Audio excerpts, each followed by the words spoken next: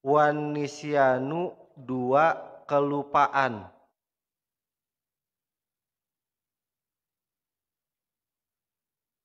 Ini a'zarus sholah.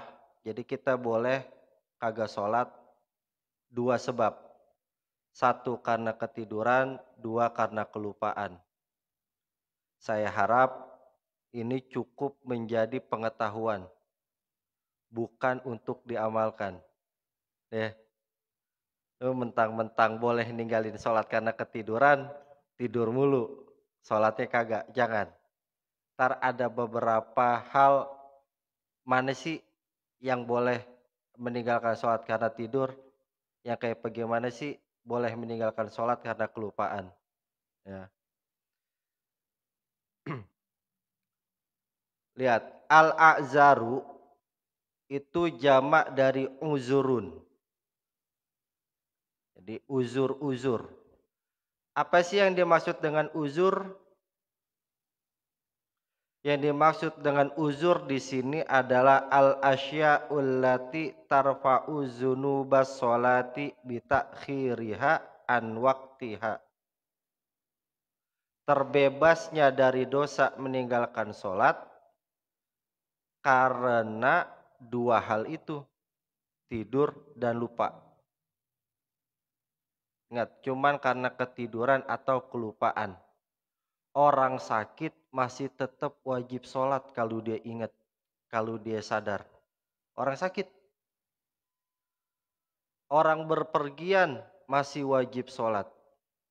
Bahkan orang yang udah tua renta masih wajib sholat. Beda sama puasa. Puasa kalau lagi safar boleh-boleh aja ngebatalin. Kalau lagi sakit boleh-boleh aja ngebatalin. Kalau udah tua udah nggak mampu puasa boleh aja nggak ikut puasa. Yang penting nanti bayar fidyah. Tapi kalau sholat nggak begitu. Zakat nggak semuanya wajib zakat. Zakat fitrah ya, bukan zakat mal. Nggak semuanya wajib zakat fitrah. Kenapa? Karena ada 8 mustahik. Yang mana 8 mustahik tersebut tidak terkena kewajiban membayar zakat, tapi justru wajib mendapatkan zakat. Namanya juga mustahik, orang yang berhak. Tapi kalau sholat nggak begitu modelannya. Ya. Nah, cuman ada dua uzur nih, ada dua uzur. Satu an-naumu, tidur. Dengan catatan tidurnya lam yata'adda bihi, kagak ceroboh. Atau lam yutajawiz al-hadda bihi, tidak melewati batas. Kalau misalnya kita tidur zuhur jam 12, anggap jam 12. Kita tidur jam 11 siang. Kalau pas bangunnya itu jam 3 sore kurang 5 menit. Jam 3 sore kurang 5 menit. Sedangkan waktu asar masuk jam 3 pas. Kita masih punya waktu 5 menit nih. Pas bangun tidur kaget. Wah, belum sholat zuhur. Tapi udah mau masuk waktu asar. Dia wudhu buru-buru. Baru takbir Allahu Akbar, azan asar. Sikapnya adalah wajib melanjutkan sholat duhurnya. Wajib. Nah, sholat duhur yang kepepet sama waktu asar itu disebut sholatul faitah. Sholat yang udah kepepet. Sholatul faitah. Sedangkan asar disebutnya sholatul hadirah. Sholat yang lagi terjadi karena udah azan. Nah, lanjutin. Rokaat pertama, 2, 3, 4. Sekalipun lagi azan asar, sholat duhurnya lanjutin. Tapi kalau bangun tidur jam 3 kurang 1 menit. 1 menit sebelum azan asar. Dia wudhu. Selesai wudhu, udah azan asar. Belum sempat takbir untuk melaksanakan sholat duhur. Ma'fu. Nggak apa-apa. Kodok sholat duhurnya. Kenapa? Karena waktu zuhurnya udah habis. Sedangkan dia belum melaksanakan takbir. Belum sampai takbir sedikit pun. Udah, biarin. Kodoin yang kayak gitu. Tidurnya karena lelah, bukan karena hobi. Ya, ini bentar lagi kita mau puasa nih. Ini saya ingetin dari sekarang nih. Begadang silahkan, mau tidur habis sholat subuh boleh, nggak masalah. Tapi jangan belajar mati. Bangun jam 5 sore, jangan kayak begitu. Duhur kelewat, asar kelewat, yang kayak gitu udah nggak masuk kategori a'darus sholah. Nah, karena di dalam syarahnya dijelasin nih, ada dua kejadian. Kalau dia tidur, dia yakin bahwa dia akan bangun sebelum waktu sholatnya habis, boleh tidurnya.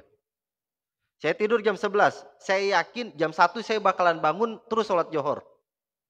Yang kayak begitu boleh tidurnya. Diperbolehkan tuh tidur kayak gitu. Ya, ini saya ngambil contoh jam 11 karena sunnah Nabi ada yang namanya koilulah. Koilulah itu tidur siang. Tidur siangnya itu dilakukan di waktu istiwa. Waktu istiwa itu adalah waktu diharamkannya sholat antara habisnya waktu duha dengan datangnya waktu zuhur. Itu istiwa namanya. Anggap waktu duha habis jam 11. Azan zuhur jam 12. Nah, dari jam 11 sampai jam 12 itu disebut istiwa. Waktu istiwa adalah salah satu waktu yang diharamkan untuk melaksanakan sholat. Jadi waktu diharamkan sholat itu habis subuh, sebelum syuruk, haram. Kemudian habis asar sampai maghrib, haram. Dan waktu istiwa, antara habisnya waktu duha dengan masuknya waktu zuhur, itu istiwa. Nah, Rasul biasanya koilulah, tidur siang di situ. Nah, kalau kita tidur siang jam 11, yakin bahwa jam 1 kita bakalan bangun dan bisa melaksanakan sholat, diperbolehkan. Tapi kalau misalnya kita tidur, kita sadar nih, kebiasaan gue kalau misalnya tidur bablas, haram. Nggak boleh tidur yang kayak gitu. Karena efeknya bakal meninggalkan sholat. Nggak boleh yang kayak gitu. Yang jadi masalah, jarang ada orang sadar diri kalau tidurnya kebluk. Jarang. Apalagi udah tidur sendiri di kamar ngunci pintu. Wah udah. Bahaya tuh yang kayak gitu. Ya. Gambaran yang kedua, kalau si A tidur sebelum waktu azan, diketahui tidurnya si A ini oleh si B.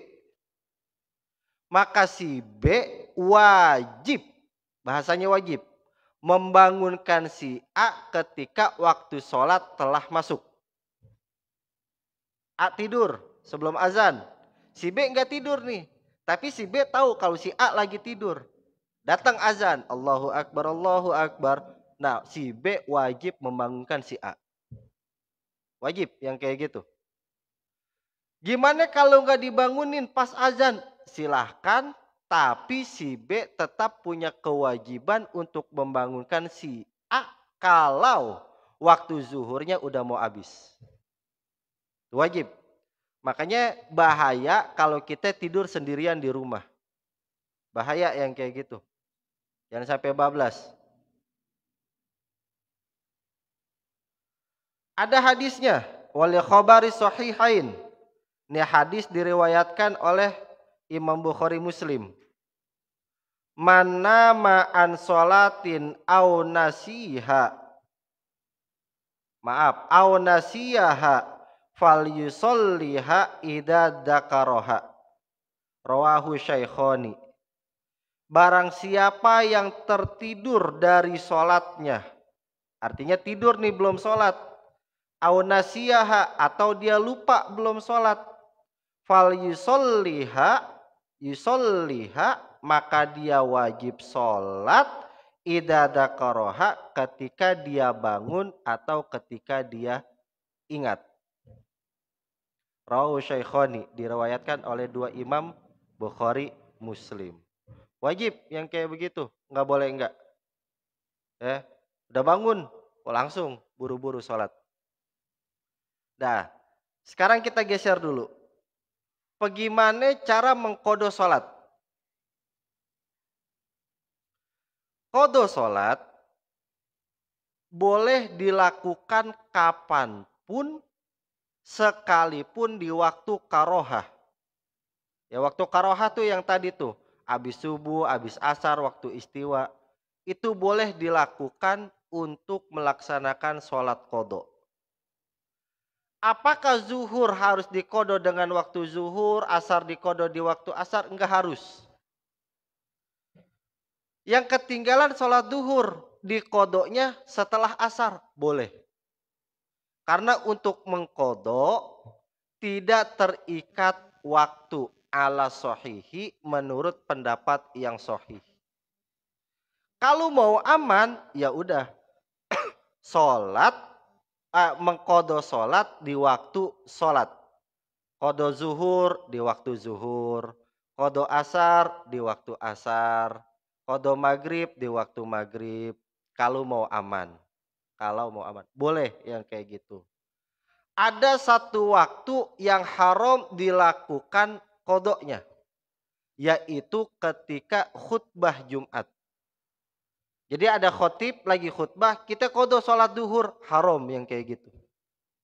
Kenapa? Karena ketika khotib naik ke atas mimbar, bahasa Rasul, amsitu was ma'u. Diem, dengerin. Udah. Itu haram tuh. Jadi kalau lagi khutbah, haram mengkodo sholat. Kalau sholat Jumatnya ketinggalan, artinya nggak sholat Jumat nih. Tidak ada kewajiban mengkodo sholat Jumat. Tetapi yang dikodo adalah sholat duhurnya. Jadi kalau kita nggak sholat Jumat, itu bukan kodo sholat Jumat, tapi kita kodo dengan sholat duhur. Tuh, kayak gitu. Ya, wajib. Nah, ada kaul nih yang emang antik Imam Nawawi nih. Imam Nawawi itu kalau dalam kitab Minhaj itu luar biasa, detail banget. Almarhum, kan namanya almarhum udah wafat.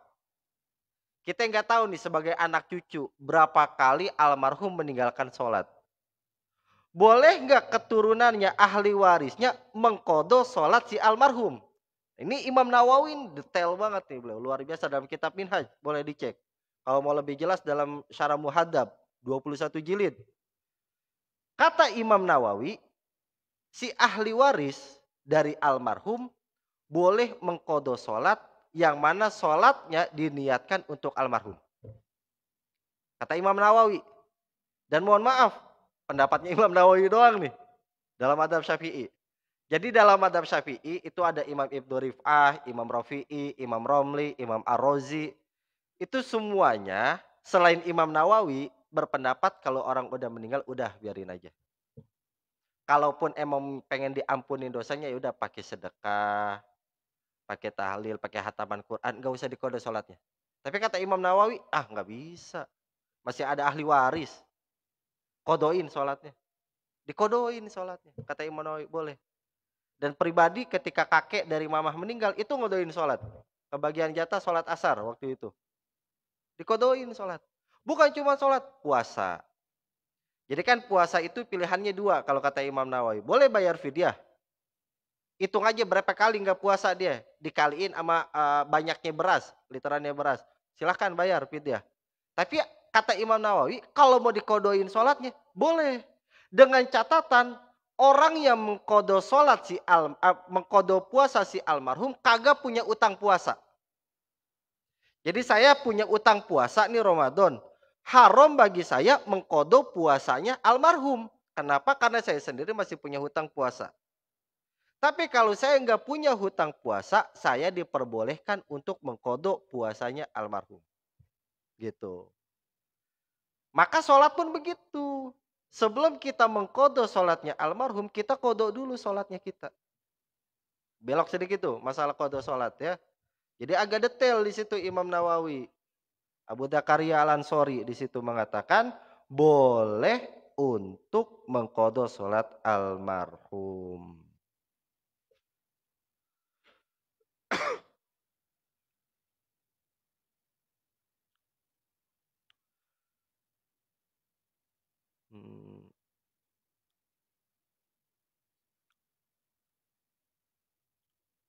Jadi haram tidur sebelum datangnya waktu sholat. Tanbihun, peringatan. Nih, ada di syarahnya di bawah dalam kurung. Tanbihun, peringatan.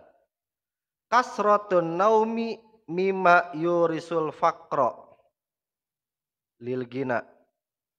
Kebanyakan tidur itu mewarisi kefakiran untuk orang yang miskin, untuk orang yang kaya. Wa ziyadatuhu liman huwa fakirun, dan akan bertambah fakir bagi orang yang fakir. Jadi kalau misalnya kebanyakan tidur itu yurisul fakro, mewarisi kefakiran. Ya, kita bakalan miskin. Kalau kebanyakan tidur, ya iyalah. Nggak usah pakai bawa-bawa agama. Secara logika aja itu udah logis banget. Orang pada kerja, dia tidur. Orang pada usaha, dia tidur. Orang pada sibuk, dia tidur. Bagaimana mau kaya? Bahkan dikatakan lil gina, untuk orang yang kaya, kalau kebanyakan tidur, dia bakal jadi miskin. Bagi orang yang miskin, dia bakal tambah miskin. Kalau kebanyakan tidur, bahaya. Makanya bulgom itu bukan hanya karena dari makanan, tapi juga dari karena kebanyakan tidur. Bulgom tahu bulgom? Lendir yang ada di kepala. Jadi di kepala kita itu ada lendir, yang mana lendir tersebut bisa menghambat kita dalam menerima pelajaran. Dalam menghafal, memahami pelajaran, itu bulgom namanya. Nah, penyebab bulgom, satu, banyak makan. Dua, banyak tidur. Tiga, banyak omong. Bulgom tuh. Ngoceh mulu. Berarti orang tuh banyak bulgomnya tuh.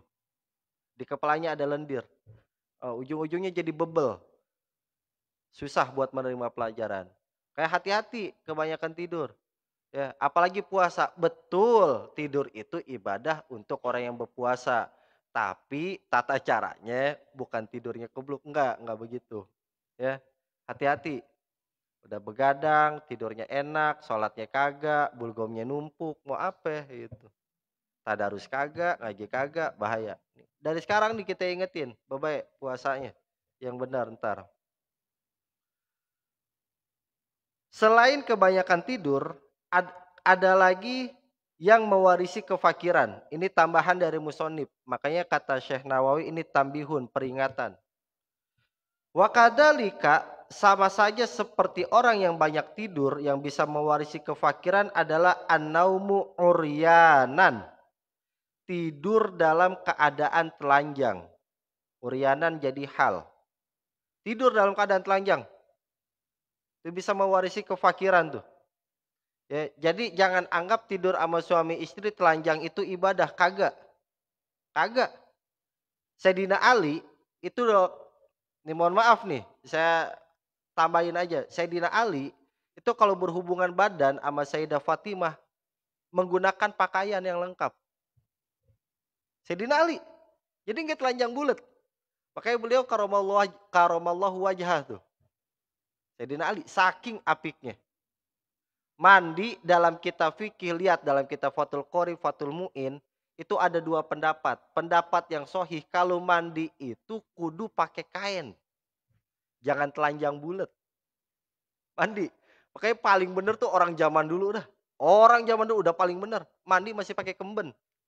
Orang zaman dulu. Biar katanya di pinggir sungai kek, mau di kolam sendiri kek, mau di tempat pompaan kek tuh, pompa air kan udah ketutup tuh. Tetap pakai kemben orang zaman dulu. Karena saya nyaksiin. Dulu kan saya tinggal di Cikarang, masih pakai pompa tuh. Kecil saya. Tuh kalau mandi masih pakai kemben.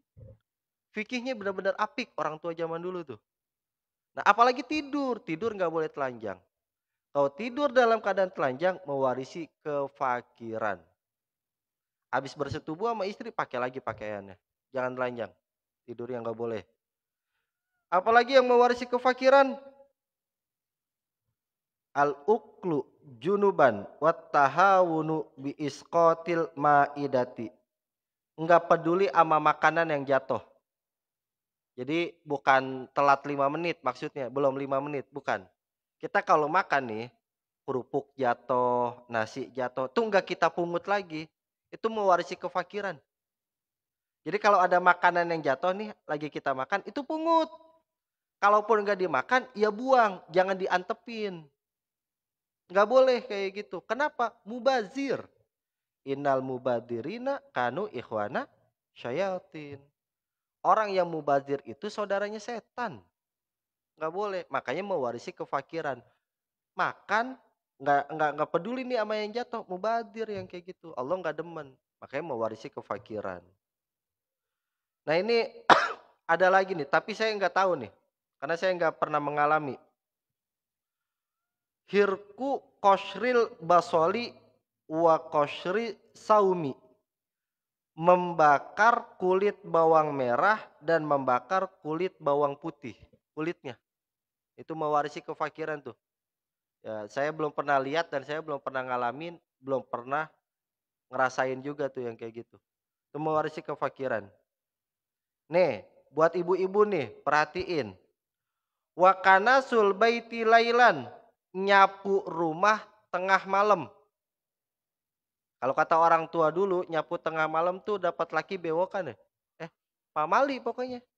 Itu nggak boleh tuh, mewarisi kefakiran. Emang orang tua zaman dulu tuh apik banget emang lah. Lu jangan nyapu lu tengah malam lu nggak boleh, pamali. Jangan duduk di depan pintu maghrib-maghrib, pamali. Jangan potong kuku malam-malam, pamali. Oh banyak banget pamalinya.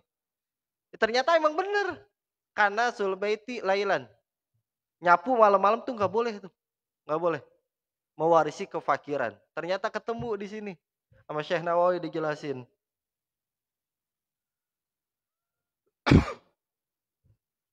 Watarkul kumamah fil baiti.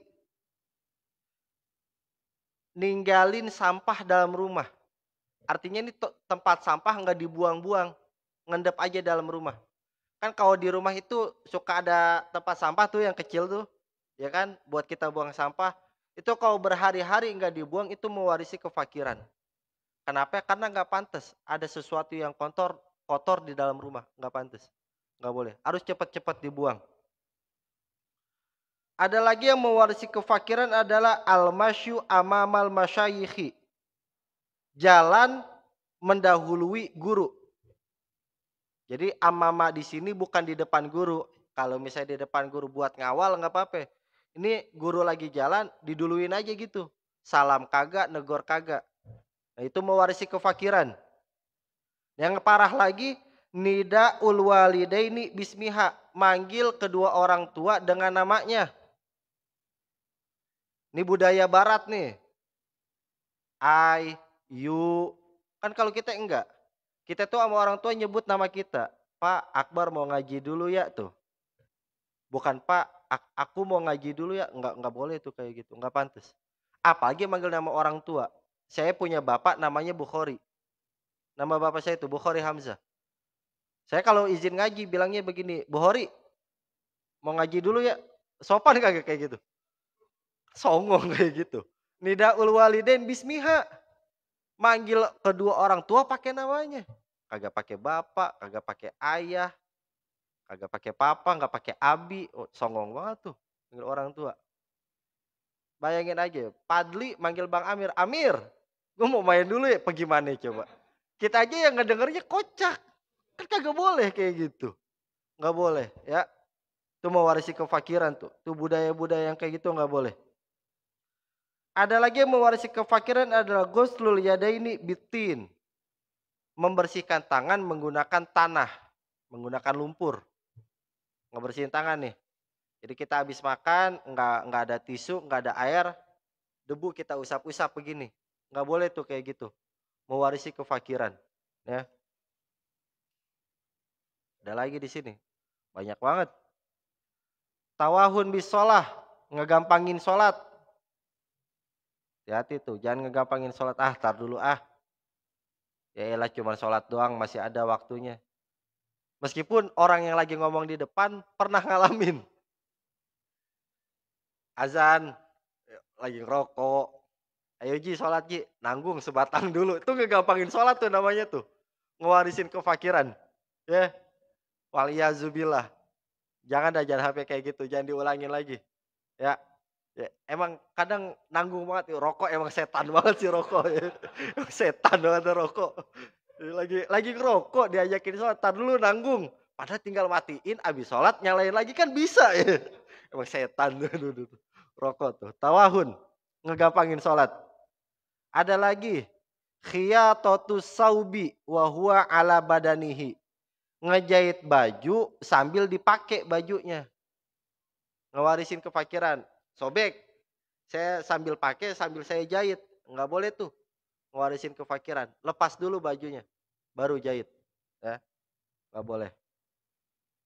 Nah ini nih, buat anak muda yang mewarisi kefakiran adalah isra'ul khuruji minal masjidi. Cepat-cepat keluar dari masjid habis sholat jamaah. Isra'ul khuruj, buru-buru keluar minal masjidi dari masjid. Jadi assalamualaikum warahmatullah, assalamualaikum warahmatullah, langsung aja keluar. Orang-orang waheboy itu boy. Enggak beneran, beneran orang-orang waheboy biasa gitu. Dia ngerasa mungkin udah habis baca istighfar 3 kali, baca kalimat tauhid 3 kali udah selesai, enggak begitu. Ya kudu ada wiridnya, Nabi wirid, baca subhanallah 33 kali, baca alhamdulillah 33 kali, takbir 33 kali, sebelahnya baca Allahumma antas salam dan seterusnya. Baca Fatihah, baca Allahu la mani'a, dibaca sama Rasul. Ada dalam safinah ntar di depan ketemu. Ada wirid-wiridnya, jangan buru-buru keluar kalau habis sholat jamaah, santai aja santai. Ya, kecuali memang dalam keadaan terdesak. Dalam keadaan terdesak, kecuali itu. Nggak tahan pengen kentut, nggak tahan pengen pup, itu beda cerita ada tuh. Ya daripada bikin suasana masjid kagak asik, orang lagi khusyuk wirid, malah bau kentut kan kagak enak. Ya, jangan.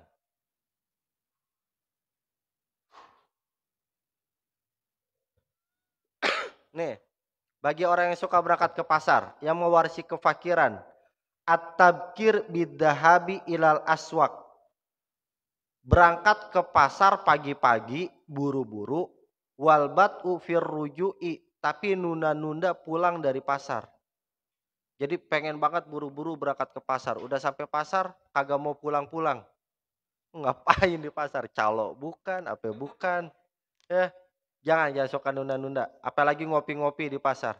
Jangan dah yang kayak gitu. Itu mewarisi kefakiran. Nih buat pesan orang di rumah yang mewarisi kefakiran, tarku guslil awani, tidak mencuci perabotan rumah. Perabotan. Awani itu sebenarnya jamak dari aunun, yaitu wadah. Jadi kalau kita makan kan pakai wadah, itu wadah-wadah kayak gitu kudu dicuci tuh. Jangan didiemin berhari-hari. Bahkan bukan cuma wadah makan doang. Kalian tahu tempayan? Ya, tempayan itu kudu dicuci minimal seminggu sekali. Termasuk saya pakai tempayan. Jadi kalau misalnya mau masak air, ngambilnya dari tempayan tuh. Nah, tempayan itu jangan didiemin, jangan diendepin. Cuci minimal seminggu sekali. Bagusnya hari Jumat. Karena Jumat kan Sayyidul Ayam tuh, waktunya kita bebersih tuh.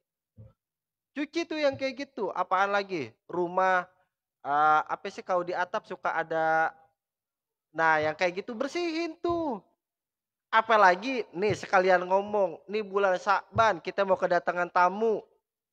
Adatnya orang Betawi kalau mau kedatangan bulan Ramadan bebersih rumah, bebenah. Punya duit dia ngecat, dia bersihin tuh sarang-sarang yang ada di atas. Dia robah posisi bangku, posisi lemari. Tuh kebiasaan orang Betawi. Cakep tuh yang kayak gitu. Mau nyambut yang namanya tamu, yaitu Ramadan. Bersihin dah tuh yang kayak gitu ya. Mewarisi kefakiran kalau kita kagak suka bebenah, kagak suka bebersih. Jangan kayak gitu. Tuh. Nih, kalau lagi di bank, kejadian nih. Al-kitabatu bil qalamil ma'kudi. Menulis menggunakan pulpen yang diikat. Kalau di bank kan gitu ya. Di bank, di RSUD, saya ngalamin soalnya. Di mana lagi tuh? Apa namanya? Samsat, yang apotek, yang kayak gitu-gitu tuh. Itu mewarisi kefakiran. Menulis menggunakan pulpen yang diikat. Diikat. Takut banget hilang maksudnya. Khawatir banget bang pulpen 2.000 maksudnya. Dipakai bareng-bareng bakalan habis-habis juga gitu. Itu nggak boleh tuh yang kayak gitu. Mewarisi kefakiran. Kalau misalnya dalam kitab Ta'limu Ta'lim, bahkan haram menulis, mencatat menggunakan pulpen tinta merah. Haram. Nggak boleh pakai tinta merah tuh. Nah, saya di sekolah malah wajib dapat pulpen tinta merah buat ngasih nilai ke anak. Puyeng kagak tuh? Dalam taklim nggak boleh nulis pakai pulpen tinta merah. Di sekolah wajib memberikan nilai kepada murid menggunakan pulpen berwarna tinta merah. Puyeng kagak? Satu sisi gue tahu hukumnya, di sisi lain gue wajib ngasih nilai pakai pulpen warna merah. Puyeng. Ya udah gue jalanin aja udah. Mau gimana? Pakai warna biru ya kagak boleh, pakai hitam katanya takut saru sama warna yang lain. Wah, udah macam-macam aja ada peraturan zaman sekarang.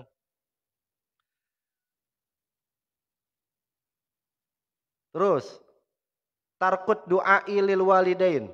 Salah satu faktor yang mewarisi kefakiran adalah tarkut doa lil walidain. Kagak pernah ngedoain orang tua. Nggak boleh. Ya, jangan sampai kita kagak ngedoain orang tua. Ya elah tibang robana atina, bukan robik firli wali walidaya, apa susahnya sih? Robik firli walidaya warhumma kama rabbayani shogiro. Terus yang mewarisi kefakiran al-bukhlu, pelit, medit, koret. Gak boleh tuh. Yang mewarisi kefakiran lagi at-taktir, terlalu hemat, terlalu irit. Ini orang irit, kalau misalnya terlalu irit, jatuhnya pelit. Terakhir al-israf, terlalu boros. Enggak boleh. Qala Nabi sallallahu alaihi wasallam khairul umuri awsatuha. Sebaik-baiknya segala urusan adalah yang tengah-tengah. Tawasud. Ya, tengah-tengah aja udah. Bahasanya apaan? Tengah-tengah itu. Ya tawasud khairul umuri awsatuha, tengah-tengah aja. Duh, saya waktu ngikut akang rapat. Apaan Gus bahasa NU itu kalau tengah-tengah Gus? Tasamu. Tasamu. Ya udah tengah-tengah aja. Ngomongin NU, gue NU banget hari ini, ijo-ijo. Ya, iya, oh, tasamu tuh. Tawasud aja. Makanya saya setuju banget sama NU itu tengah-tengah aja. Ya, tengah-tengah aja udah. Selamat. Kata Rasul khairul umur awsatuha. Sebaik-baiknya urusan yang di tengah-tengah. Tuh. Terakhir, bonus nih dari Syekh Nawawi Al-Bantani. Wa qala Nabi sallallahu alaihi wasallam al-khuluqus su'i, akhlak yang buruk, yufsidul amala, akan merusak amal. Kama yufsidul khallu al asala, sebagaimana cuka merusak rasa madu. Jadi kalau kita punya akhlak yang buruk, amal kita bakalan rusak udah, habis. Sebagaimana cuka merusak rasa manisnya madu. Faidatun. Faidah. Ini musonib, maaf syarih Syekh Nawawi Al-Bantani pengen ngejelasin adab sebelum tidur. Anin Nabi sallallahu alaihi wasallam annahu qala man arada ayyanama ala firashihi fanama ala yaminihi. Dari Nabi Muhammad sallallahu alaihi wasallam bahwa beliau itu bersabda, man arada ayyanama ala firashihi, barang siapa yang hendak ingin tidur di atas kasurnya, fanama ala yaminihi, maka tidurlah menghadap kanan. Tahu tidurnya sunnah Rasul? Ngadap kanan. Tuh ya. Itu satu. Tidur ngadap kanan. Summa qara'a qul huwallahu ahad mi'ata marroh. Kemudian membaca surah Al-Ikhlas 100 kali. 100 kali. Fa idza kana yaumal qiyamati yaqulu rabbu azza wa jalla ya abdi udkhul biyaminikal jannah. Karena barang siapa orang yang tidur madep kanan, kemudian membaca Al-Ikhlas 100 kali, maka ketika hari kiamat Allah Subhanahu wa taala akan berkata kepada orang tersebut, wahai hambaku, masuklah engkau ke golongan kanan, yaitu surga. Satu. Ini beda-beda nih, banyak nih riwayatnya. Warwa Naufal al-Asju'i. Naufal al-Asju'i meriwayatkan anna rajulan qala linnabiyyi sallallahu alaihi wasallam. Ada seorang pria bertanya kepada Nabi Muhammad sallallahu alaihi wasallam, "Ausini wahai Rasulullah, ausini berikanlah wasiat kepadaku." Faqala maka Rasul bersabda, "Iqra inda manamika qul ya ayyuhal kafirun." Bacalah olehmu sebelum tidur qul ya ayyuhal kafirun, surah Al-Kafirun. Fa innahu bara'atum minasyirki, karena surah Al-Kafirun akan menyelamatkanmu dari kesyirikan. Akhrajahu Abu Bakri Al-Ambari, yang meriwayatkan hadis ini adalah Abu Bakar Al-Ambari.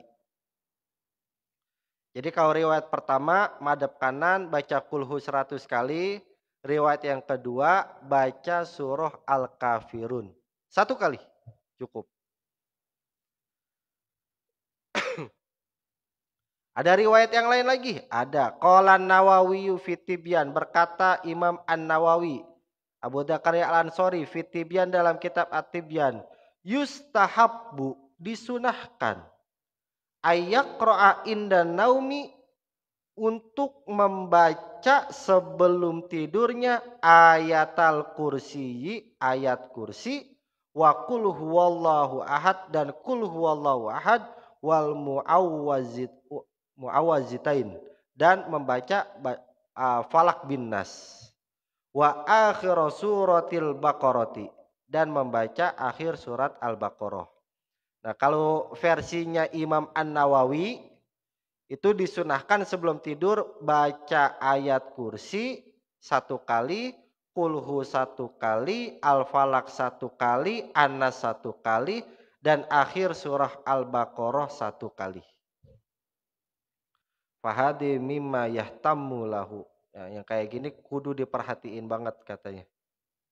Yo.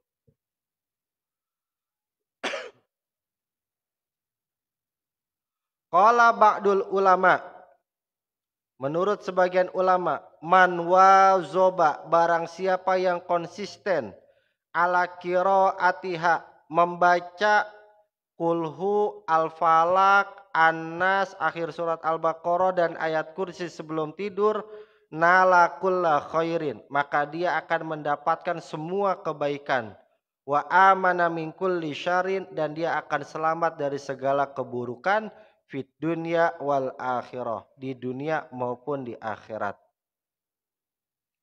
Wa man qara'aha wa huwa ja'iun syubi'a, barang siapa yang membaca kulhu, al-falak, an-nas, akhir surah Al-Baqarah, dan ayat kursi dalam keadaan lapar, syubi'a, maka Allah akan memberikannya kekenyangan. Au atshan, atau dia dalam keadaan haus, maka Allah akan memberikan dia rasa yang segar. Jadi kalau lapar baca kulhu, baca al-falak, baca anas kalau lapar. Ya. Habis itu promah 1 sama teh gelas 1. Insya Allah dah. Ya. Ente kalau baca tafsir Yasin itu lebih sadis tuh. Tafsir Yasin. Kalau dalam keadaan lapar, baca Yasin 3 kali. Beneran, katanya bakalan kenyang, katanya. Jadi kalau misalnya lagi lapar, baca Yasin 3 kali, insya Allah kenyang. Kenyang kata udah dah. Jadi saking lamanya apa lupa kalau dia lagi lapar. Maksudnya begitu. Udah paling ampuh tuh aja dah. Promah 1 sama teh gelas 1. Modal 2.000. Dah. Yang pertama, uzur sholat adalah tidur. Tadi tuh ya. Jadi kebanyakan beloknya nih emang. Dari sononya saya cuma baca caranya doang. Yang kedua, anisyan, sebab lupa. Dengan catatan lam yansha an taksirin kala bisyitronji. Dia tidak lalai meninggalkan sholat sebab lupa seperti akibat bermain catur. Kala bisyitronji.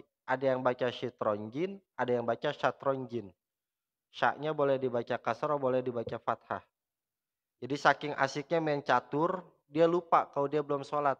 Yang kayak gitu taksir, namanya lalai, nggak bisa dimaafin.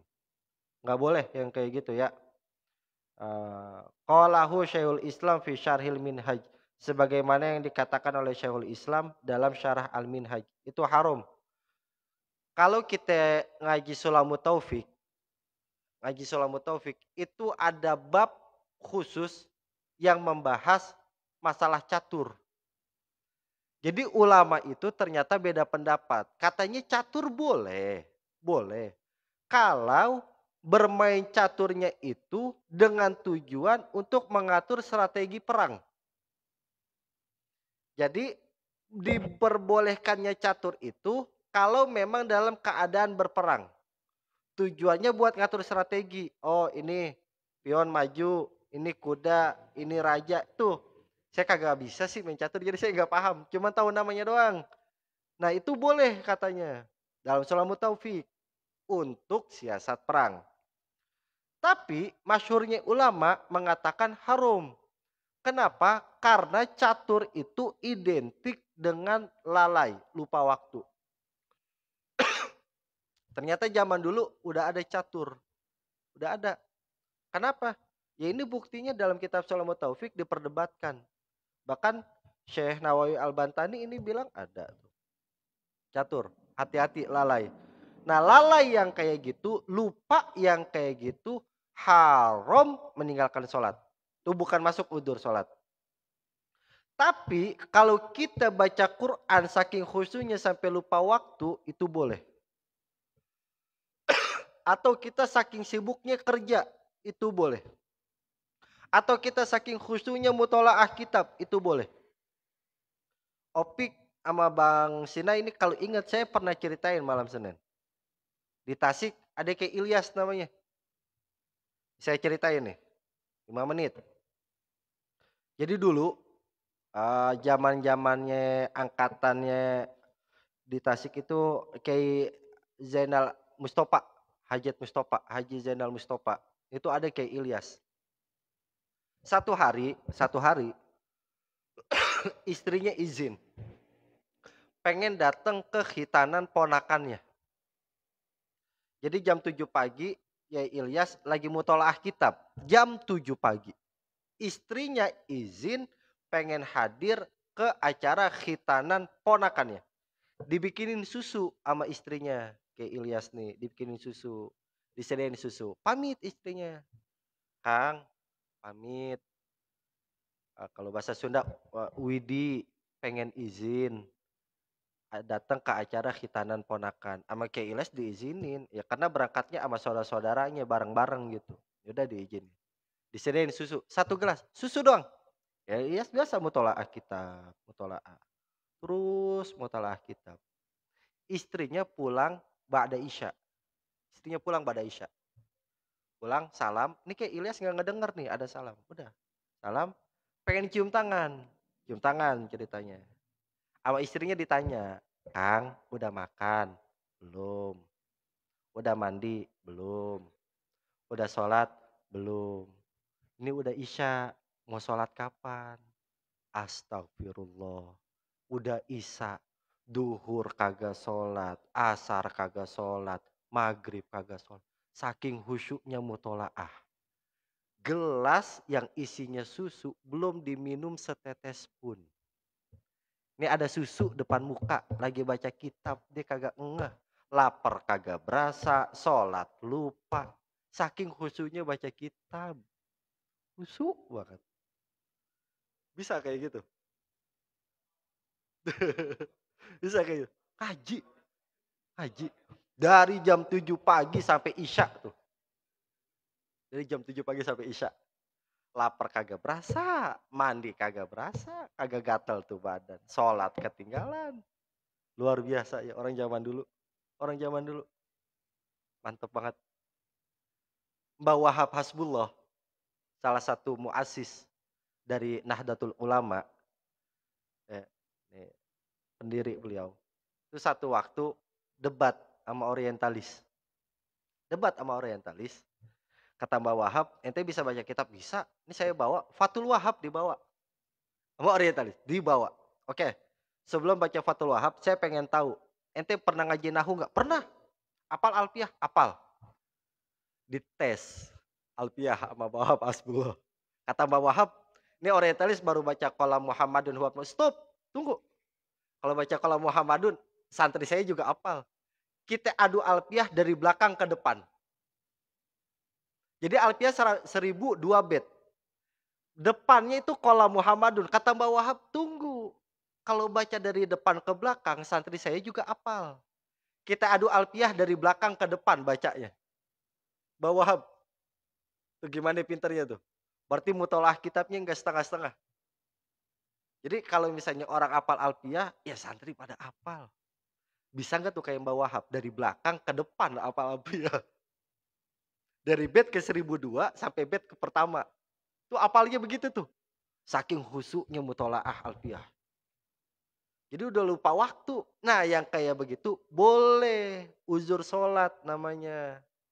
Saking khusyuknya baca kitab, lupa waktu. Boleh tuh yang kayak gitu. Atau tadarus Quran, saking nikmatnya, menghayatinya, memahaminya, mentadaburinya. Boleh kayak gitu. Ini mah ya udah dah. Udah susah ngomong ya udah. Ya boleh lupa yang kayak gitu boleh. Ya, jangan karena main, jangan karena nongkrong, jangan karena aneh-aneh, jangan. Tapi karena hal-hal yang diperbolehkan oleh syariat, boleh yang kayak gitu. Pas tanggal 10, wallahu a'lamu bishawab wa ilaihi marju.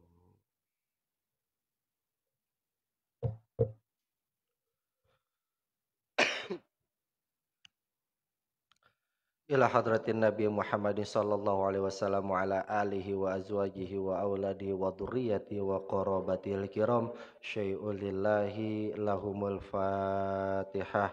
A'udzu billahi minasyaitonir rajim. Bismillahirrahmanirrahim. Alhamdulillahi rabbil alamin.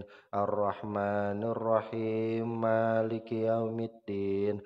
Iyyaka na'budu wa iyyaka nasta'in. Ihdinas siratal mustaqim. Siratal ladzina an'amta 'alaihim ghairil maghdubi 'alaihim waladdallin.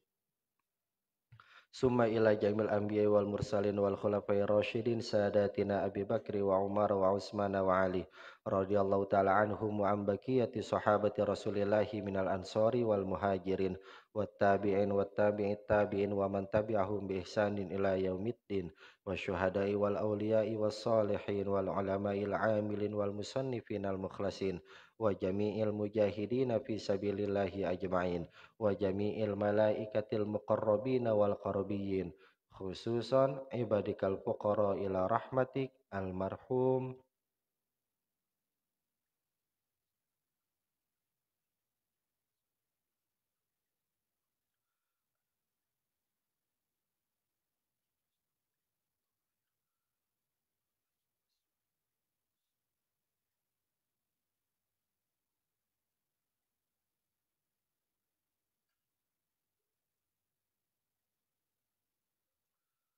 Wa usulihim wa furu'ihim wa dawil huquqi alaihim ajma'in syai'ul lillahi lahumul fatihah. A'udzu billahi minasyaitonir rajim. Bismillahirrahmanirrahim. Alhamdulillahi rabbil alamin. Arrahmanir rahim. Maliki yaumiddin. Iyyaka na'budu wa iyyaka nasta'in. Ihdinas siratal mustaqim. Siratal ladzina an'amta 'alaihim ghairil maghdubi 'alaihim waladdallin. Amin.